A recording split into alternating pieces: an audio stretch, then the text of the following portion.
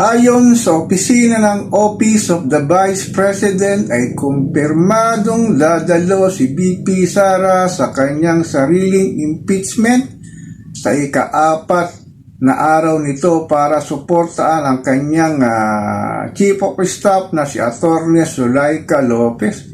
Grabe talagang kanyang sinasabing matalik na kaibigan na kanyang Chief of Staff, talagang hindi niya talaga matiis, Ngunit nagsabi din ang kanyang opisina na magdadala sila ng sariling equipment kagaya ng refrigerator, coffee maker, at sinasabing caterer. Grabe, parang wala yatang caterer sa Senado. Kailangan pa nila magdala ng sarili nila. Siguro talagang gusto ng kanyang mga sinasabing mga nakapaligid sa kanya para siguro hindi siya lasunin.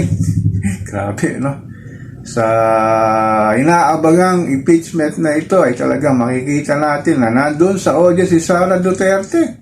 Pero ang tanong ng taong bayan, pag siya kaya ang imbestigahan para tumayo sa witness stand, ay dadalo pa kaya ito? Alam naman natin, merong bahid history na ilang beses na siyang inimbitahan sa mababang kapuluan, puro no-show ito si Sara Duterte. Naman pag pinatawag siya ng Senado ay pupunta na siya at hindi na naman siya magpapakita. Ngunit ang kanyang pagsuporta sa sinasabing Chief of Staff ay talagang sinasabing malapit ito sa kanya. Alam naman natin sa kwento ng sinasabing pagbabanta sa Pangulong Bongbong Marcos, kay Lisa Aranet at kanyang pinsan si ex-speaker Martin Romualdez, talagang inaabot ito ng 2 oras na video. Dun sa 2 oras na yan, kasama pala si Zulaika Lopez sa kanilang sinasabing parang podcast na nangyari at nauwi nga kalauna sa kanyang pagbabanta. Mulat kanyang asawa at ang kanyang pinsan. Talagang magandang antabayan na natin ang pagdating ni Sara Duterte sa kanyang sariling impeachment.